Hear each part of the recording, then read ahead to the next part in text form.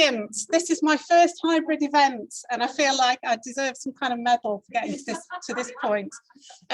Thank you so much for inviting me to come and talk to you today. It's a real privilege to be in the context of a room with 11 other actual embodied human beings after the time we've had latterly with the pandemic.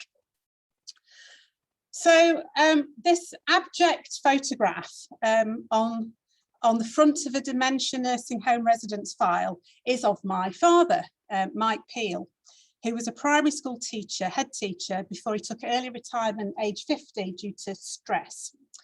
4 years later, after he'd waited until a multi-storey car park had cleared completely before he could locate his car, and after the police were at the door because he'd filled his car up with fuel and driven away without paying, there was a clinical psychologist assessment with the report which read, "This pleasant gentleman is either suffering from depression or an early dementing condition."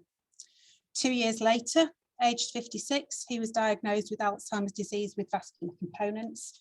And then 10 years after that, a few months actually after this picture for the residence file was taken, he died. And for the 5 years prior to that, after being covertly medicated with antipsychotic drugs in a geriatric psychiatry ward, and for a year prior to moving into a dementia specialist nursing home, he was completely unable to communicate. So no vocalizations, no eye contact, permanently hunched over with his head down. And you can see here on that image, a care home member of staff will have pushed him up in order to be able to get the camera to take his photograph. Why am I starting this talk with this depressing biographical tale at the end of what's been a really brilliant and positive afternoon? For two reasons. First, to raise the issue of communication, discourse, interaction as a hugely important analytical research focus in the context of dementia care in all sorts of different contexts and settings. And also to highlight the non-normative, in this case, age, and a lack of a partner caregiver. Because my dad was divorced and community care-based care at that time was so patchy and so difficult to access, he essentially spent a decade in residential care before he died. And it wasn't even straightforward to access that residential care because care homes needed licenses, and if you're under the age of 65, it was quite challenging to get somebody into a care home that was under that age. And actually I've been reflecting when I've been listening to talks today around the role of tech here and the role of place and location. So what we did, and hindsight is a wonderful thing, is we moved him from his cottage, which was in a village, not very well located in relation to the rest of the family, and we moved him to a flat, so ground floor flat, no accessibility issues, much closer to family. But of course, where he was in his dementia journey, with hindsight, that probably wasn't the wisest move. And actually it was a technological failure that precipitated, or was one of the catalysts for his move into residential care. And it was a really simple technological thing. A fuse had blown in his flat and he didn't know what to do with a blown fuse. And so he ran, and so physically active person, he ran the 1.5 miles to my mother's house in a panic because he didn't know what to do. And it was quite clear that,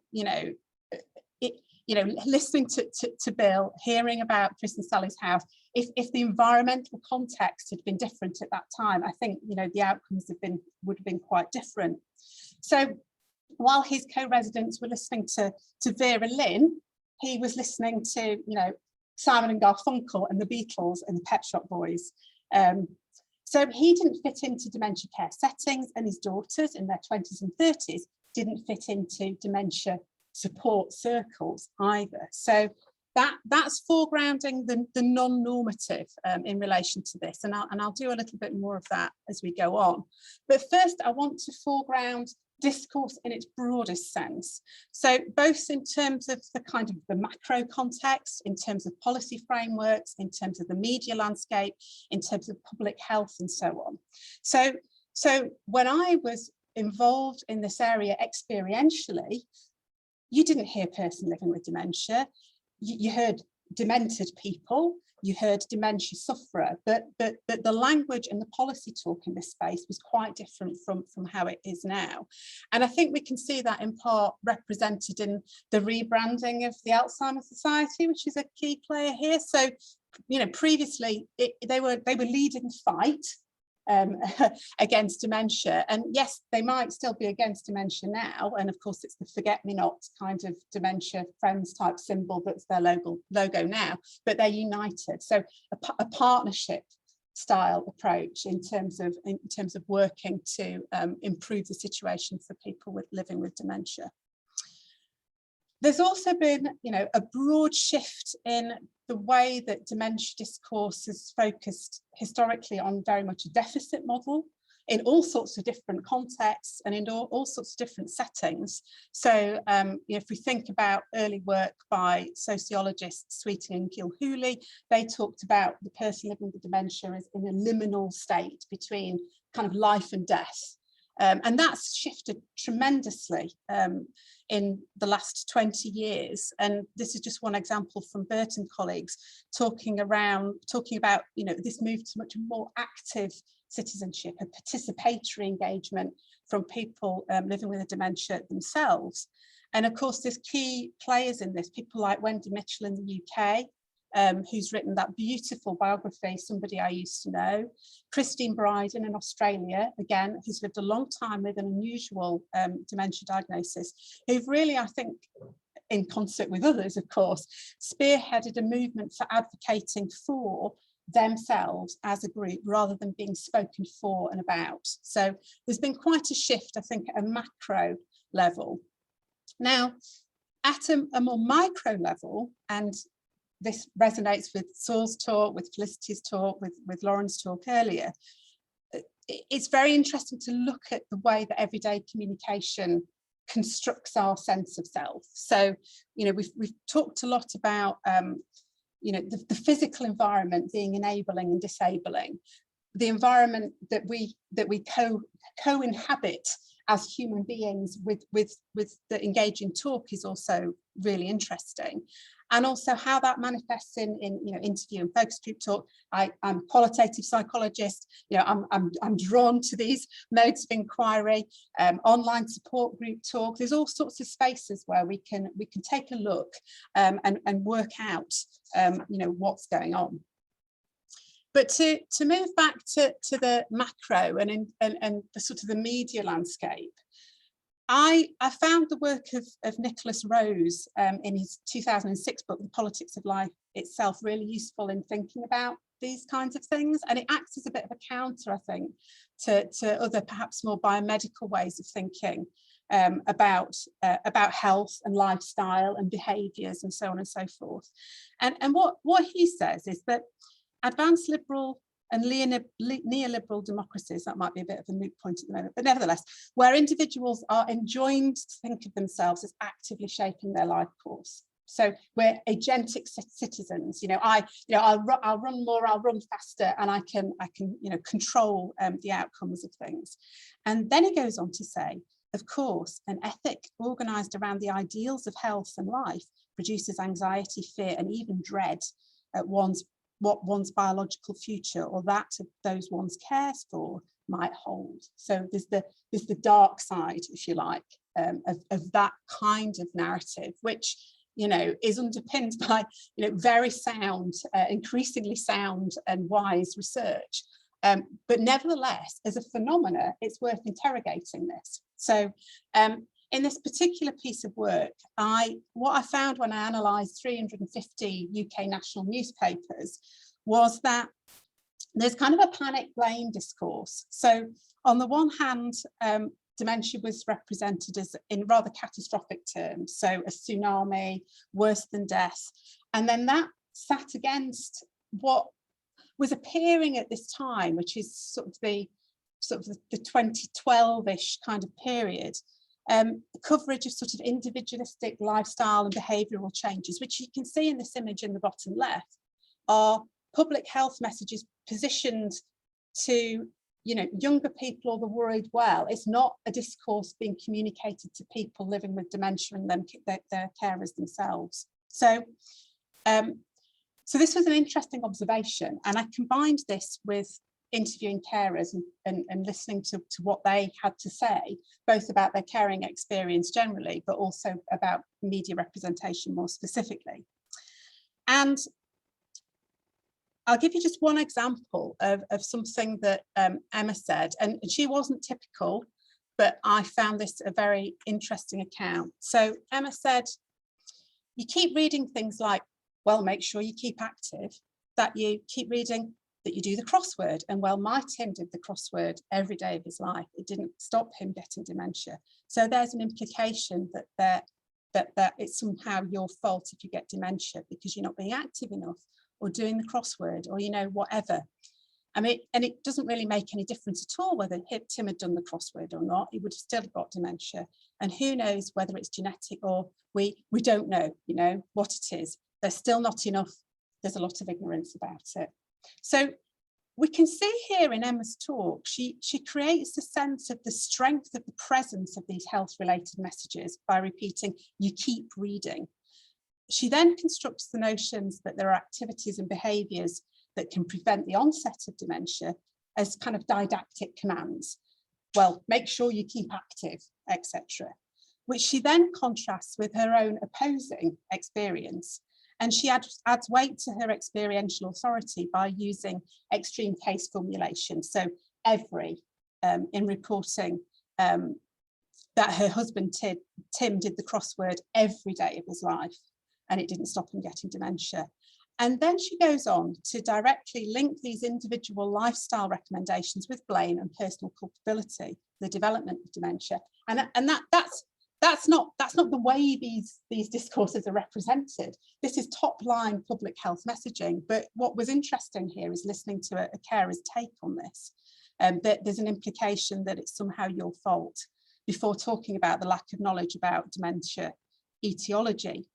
So we can see that in Emma's talk that blame and a sense of personal responsibility for dementia onset, potentially, I'm not claiming it is, but potentially it could be one corollary of this emerging discourse which emphasises individual responsibility for the prevention of dementia via lifestyle and behavioural modifications and so on. She's pushing back, she's arguing back, and it's a lovely agentic account that challenges some of that narrative.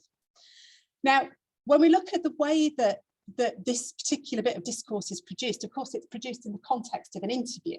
I'm the interviewer, she's the interviewee, and when you're being interviewed, you do interviewing. It's a type of talk. So when she says towards the end, there's not enough, and then she self-repairs. So Saul mentioned repair more generally earlier. This is a self-repair. She cuts off, and I think the projectable ending there is research. But saying there's not enough research in the context of talking to a researcher about their research projects where they're asking you questions is a kind of a troublesome thing to do interactionally. So it's interesting at that moment. She's kind of steps back from that. So that's another brief point around the context of the discourse and how it's produced. It's interesting to reflect on. Now, relationality in dementia care. I mean, it kind of, my heart really, really goes out for those people currently who've had to navigate, loved ones in dementia care, closed dementia care settings where they have not been able to access that in a normative way. And again, I suppose thinking back to the first keynote and the role of tech there will be a lot of mediated interactions that happened in care home settings over this past period. But people with dementia, like all of us, are embedded in and supported through their relationships with others. And if we think about the pandemic, that's impacted on things. If we go back to the historic example of my dad, he'd have had a much different experience, A, if he'd have been married, and B, if he'd had daughters who were less career orientated. His trajectory would have been a different one. So we make decisions with the support of others. Our decision making is shaped and informed by both the immediate and the broader relational and social context, and the moral context, the cultural context, and our individual lives and the perceived quality of our lives are, generated through relationships with others, at least in part. They're very important. So if we think about, so Jennifer Delsky, in her 2011 book, Laws, Relations, she presents a relational theory of self, autonomy and the law, and I think it's quite helpful in this context. So she says, intimate relations are shaped by societal structures of relationship, such as those formally shaped by family law. She's a lawyer, she would invoke that, as well as powerful norms of gender roles. These structures will be shaped by patterns of economic relationships, such as employers' preference for hiring men in high-paying jobs and expectations that authority should be exercised by men over women. I should say it's a feminist notion of relationality. Each set of relations is nested in the next, and they all interact with each other. Relational selves shape and are shaped by all interactions, which of course, she's no discourse analyst, she's a lawyer, but that takes us back again to talk. So turning back to that, I want to briefly illustrate a couple of examples of unfolding interactions. So this is the same data corpus that Felicity was talking about. And I talk about it in my book with my colleague Damien Riggs, called Critical Kinship Studies. And what we were doing was illustrating the boundaries, how the boundaries of kinship get played out, often in ways which re-embed normative ways of doing family, essentially. And the examples I'm going to show you are taken from memory clinic interactions. So I went into a memory clinic, I videoed the geriatric psychiatrist interacting with his patients, and that's the data, essentially. In the example I'm about to show you, Pete, who is a recently retired teacher, unusually visits the clinic for the first time on his own, and that is unusual in the pattern of how people with dementia access care.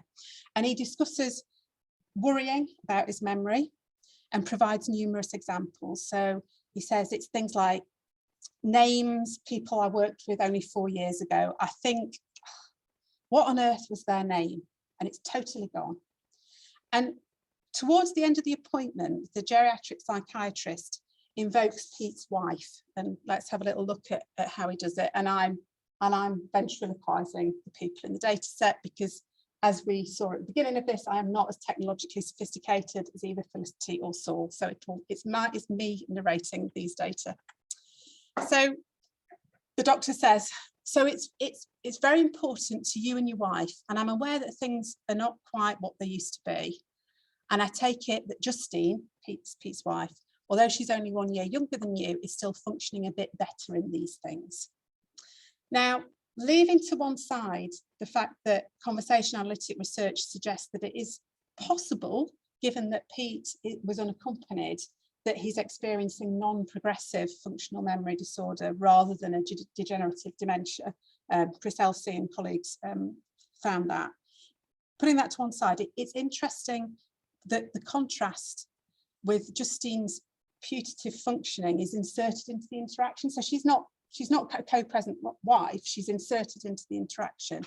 And ultimately, this appointment concludes with a referral for Pete to have a brain scan to see what it shows. So he's accessing next stage of healthcare.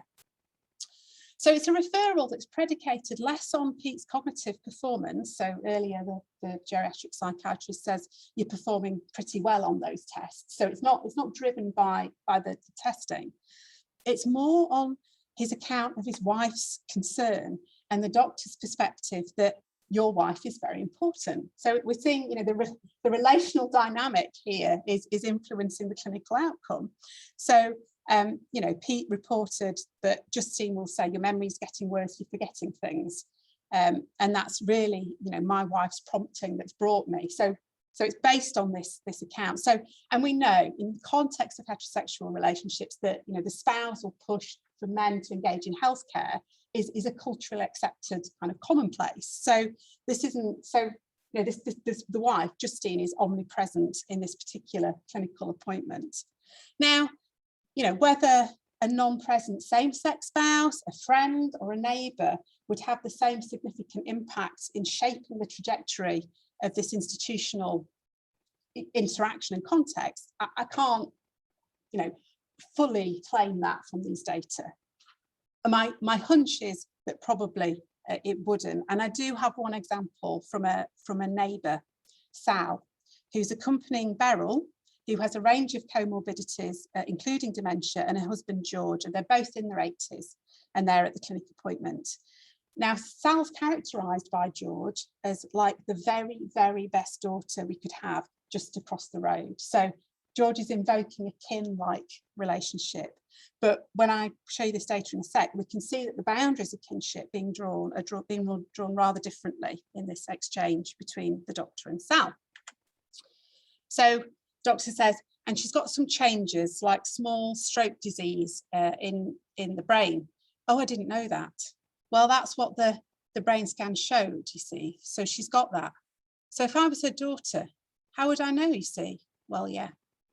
You know, it's, you know, I don't know how far to. No, you're right.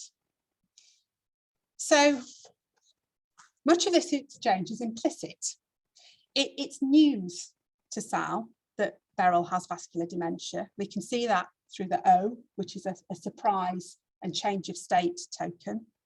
And her lack of knowledge of this significant information is indexically linked to kinship. So if I was her daughter, in that she's suggesting that if she were closer to Beryl or knew her history more, she would be noticing more signs of cognitive impairment, basically. So although George frames Sal as the very best daughter, this exchange suggests that Sal is aware that her normatively accorded position is kith rather than kin in the context of the clinic. And this forces her to make a concession to say, if I was her daughter. It's confirmed, you know, it's kind of confirmed with the relationship with Beryl and George. I don't know how far to. And this doesn't signal a generic lack of medical comment on the nature and status of people's relationships in the clinic from the doctor when he says, no, you're right, because as we've seen, the same healthcare professional in a different interaction, if unequivocally positioned Pete's wife as very important. So the contrast between the power of the non-present heterosexual spouse and the co-present neighbour in access to clinical knowledge and resources stark when we put these two cases together. And I'd suggest that by considering them together, we can learn something about the taken for granted landscape of kinship as it operates within this setting. So relationality is made visible in the sequential unfolding of the talking interaction. So in concluding, because I'm 2 minutes over, I've not said much about the Duties to Care and the Dementia Talking projects. Duties to Care was in collaboration with my wife, who subsequently wrote a book based on the survey responses that we had. And I've put a little picture of that there. I've also put a slightly less abject picture of me and my dad on as well. And this really is for those of you who are doctoral researchers, because that was at my graduation at Loughborough. So PhD graduation. So at that point, he'd been in a care setting for 2 months, and we'd broken out for the day, and what a fantastic day he had that day. And it's really wonderful that Felicity's PhD project continues to breathe life into the Dementia Talking project, which, as I've alluded to, comprise newspaper data, interviews, and this video recording corpus. So just to conclude, I want to just reiterate the importance of dementia discourse, whether that be at the macro or the micro level, and to suggest in examining text and talk, we can see how potentially lines of responsibility for dementia causation and care are drawn or redrawn or contested, and perhaps, you know, more than contested, challenged as time goes on. And the person with dementia, of course, exists in that network of relations, and how these relationships are legitimated or marginalised influences outcomes both locally and I think more broadly as well. And I'll stop there. Thank you. Thank you so much. Minutes for talks if you've got time. Okay.